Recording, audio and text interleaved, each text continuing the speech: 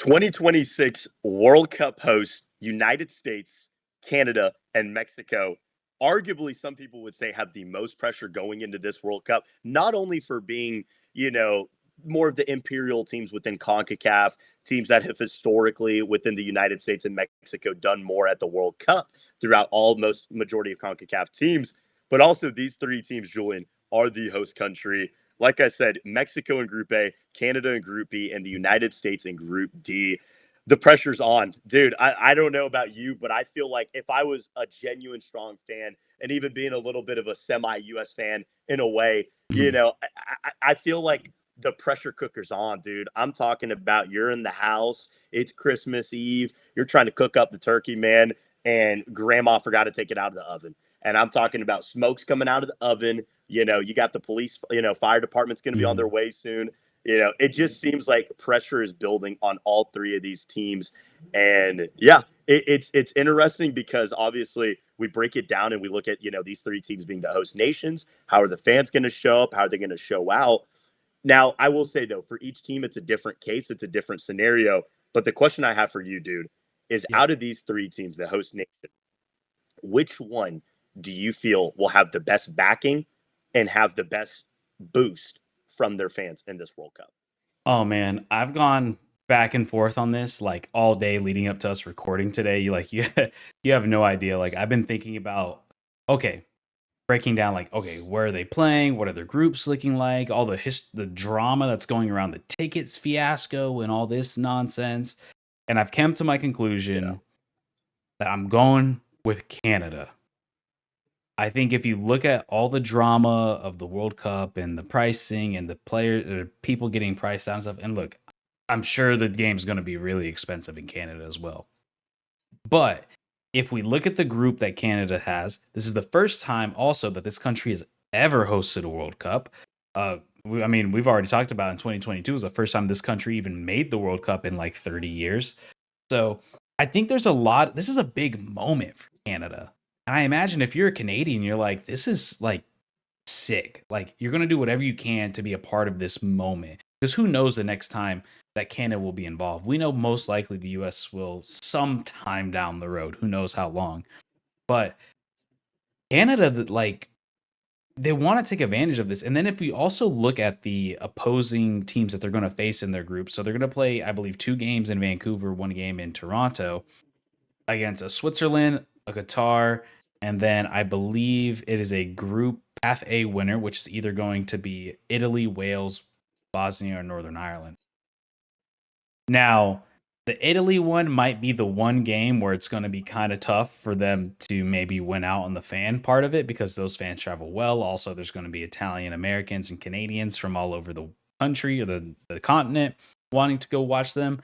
But I just feel like that fan base, every time I've seen Canada play at home, whether it be World Cup qualifying or the Gold Cup or whatever, they just always seem to have immense support no matter what the weather is.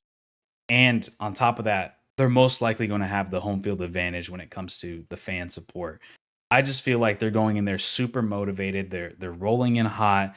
Obviously, they had a bad Gold Cup, but their friendlies have been pretty good, pretty positive. And I think this Canadian team and the fan base and everybody's just feeling really hot about this team. Now, if I look on the other side of the border, you look at a USA team. I had them as second. Like I was between Canada and United States. The one thing with the United States, and it's kind of the same critique I'm going to have with Mexico as well, is that I feel like the corporatism of basically only businesses getting tickets because everything's so expensive and it's already bought out. Like I don't know if you saw the thing of like the Portugal Mexico game in Mexico City or Guadalajara is like sold out, but it didn't even like I don't remember what it was, like a company or it Hmm. was like it was basically gonna be like a big corporate box office essentially. Because like it was saying something like one company bought like 70% of the tickets or something like that. And I really feel like that part of it's really going to hinder it. Also, too, this isn't new to Mexico and Mexican fans. And Mexican fans can be very, very critical of their team. And not to say that they won't rally behind the team as well, but they've shown throughout history that they will quickly turn on. And I also think they have a very tough group where I'm not. Wait, did I say that they were going to play Portugal? No, never mind. Disregard that. They're not playing Portugal. I, anyways, uh, hold up. I thought you were talking about the friendly because they do play them in a friendly.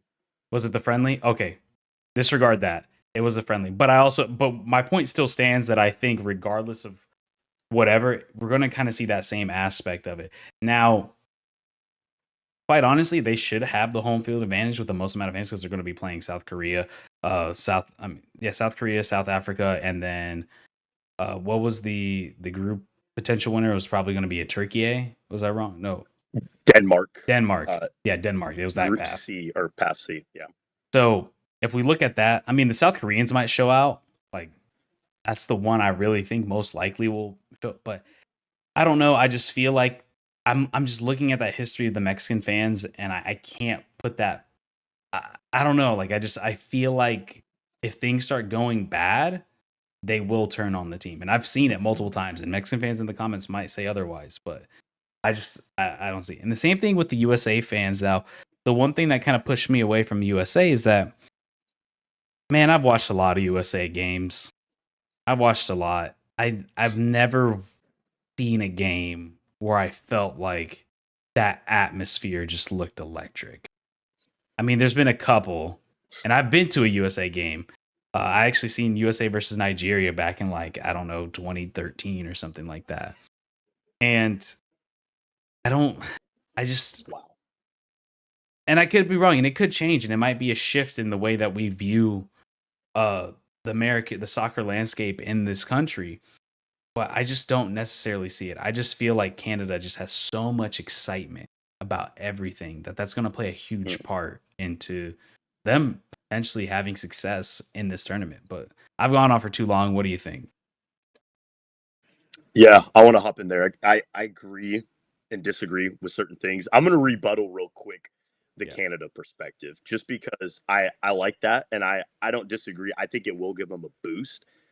I will say though, dude, I just feel as if this Canadian team with the fan backing and obviously the support.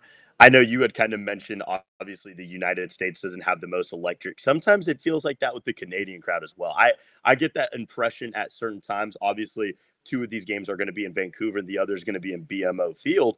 So it could be different. Like you said, I think that Italy game, I think that's going to be a pro Italian crowd if Italy does end up qualifying.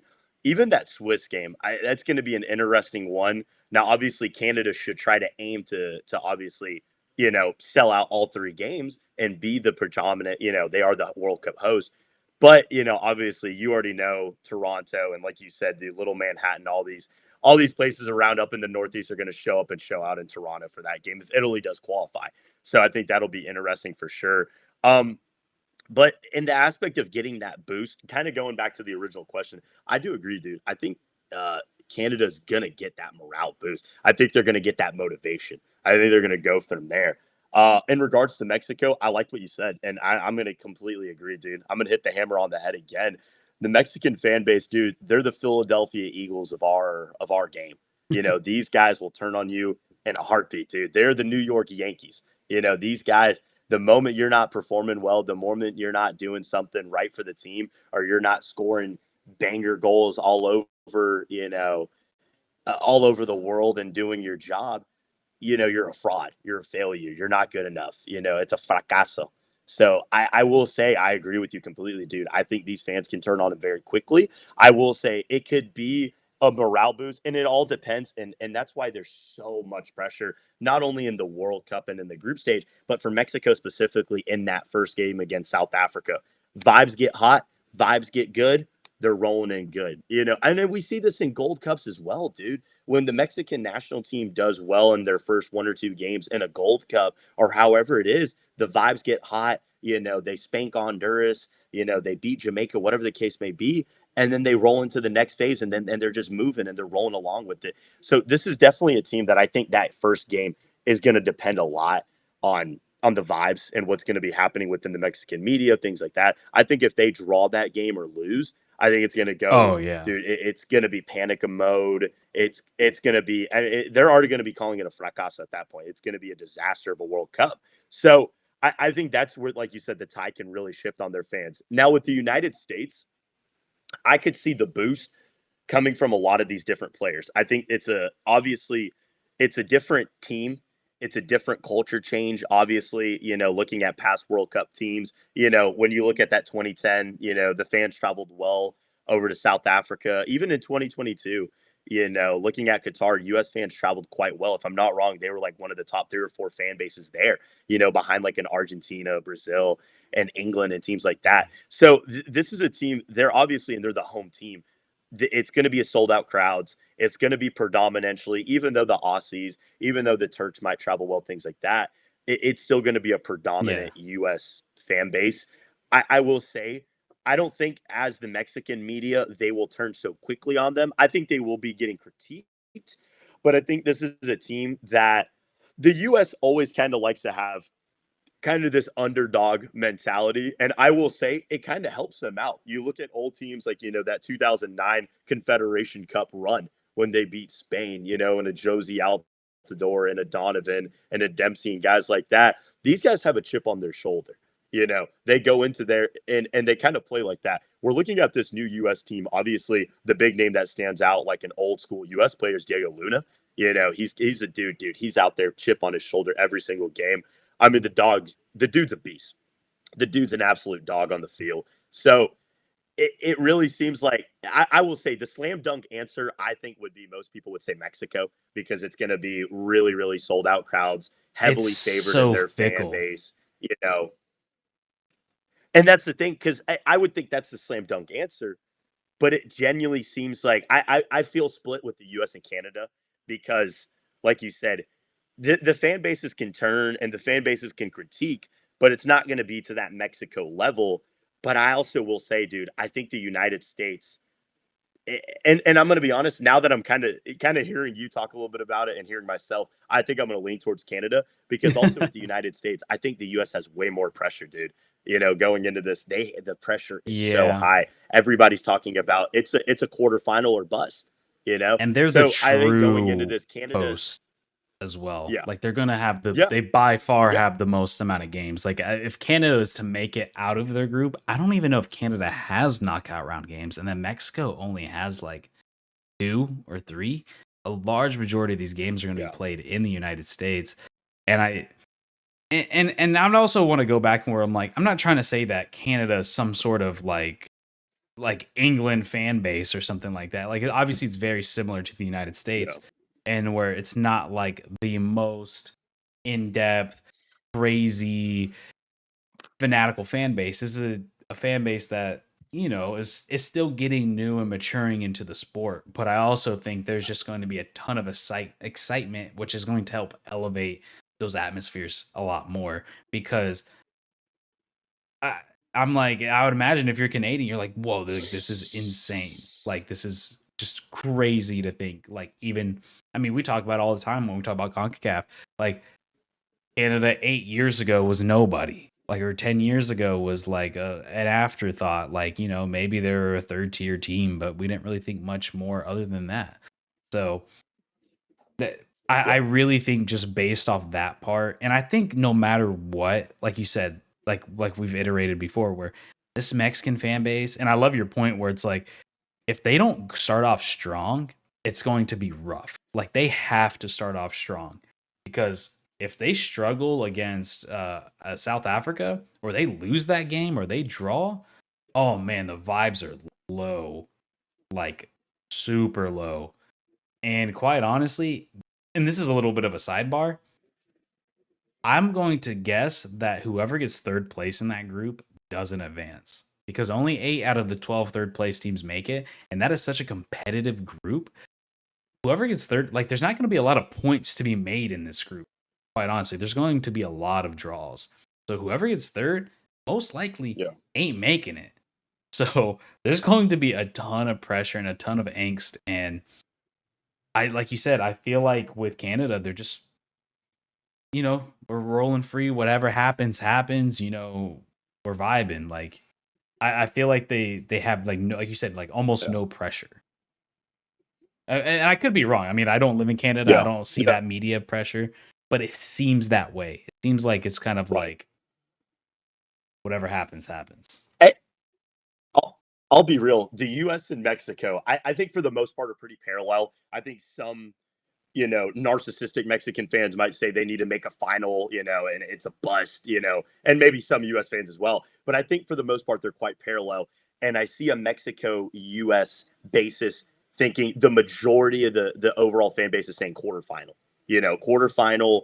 Or if you make a round of 16, you go out to like a Belgium, or you go out to like a Portugal or an England, something like where it's going to be really, really, and you go toe to toe with them. So I think that's the overarching sense. For Canada, it seems like, and to be quite fair, they also have one of the hardest draws out of all, or I will say they have the hardest draw out of the three host nations.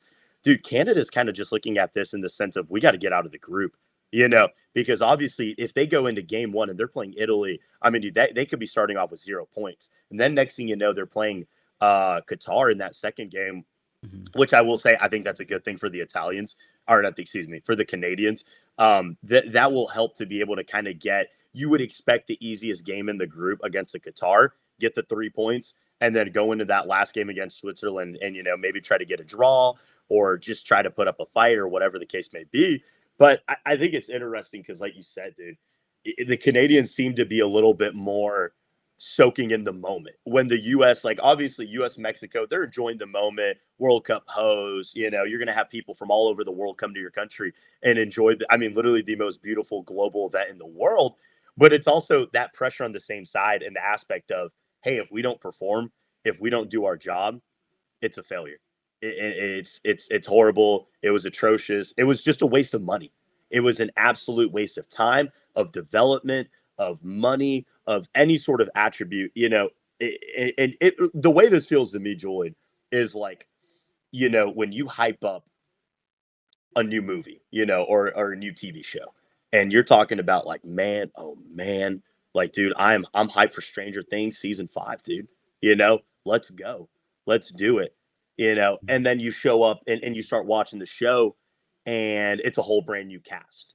It's everybody's gone, nobody's there. Got a new The Aunt show's Viv. not even in English. Yeah, dude. Yeah, exactly. My boy, Coconut Head guy, Will, my twin, he's not on the show no more. So it's just like it seems that the pressure's on and you're excited. And for most US perspective and Mexico fans, they're hyped up, but there's also this expectation of we have to get the job done. So I like you said, dude, I think the Canadian fan base, I think they're gonna roar. I think they're going to be all over the place. And obviously, being a host nation will be big for them. So, but yeah, I like that. I like that pick. Yeah, man. So it seems like we both have Canada taking advantage of their home field advantage more than the other two teams. If you guys like CONCACAF content as well as World Cup content just like this, please feel free to like, subscribe in the comments down below. We do a lot of international soccer talk with a focus of CONCACAF, but we do like to talk about, all around the world as well. So if you guys like content just like that, like I said, please feel free to like, subscribe, hit the notification bell, and we will see you guys in the next video. Peace out, everybody.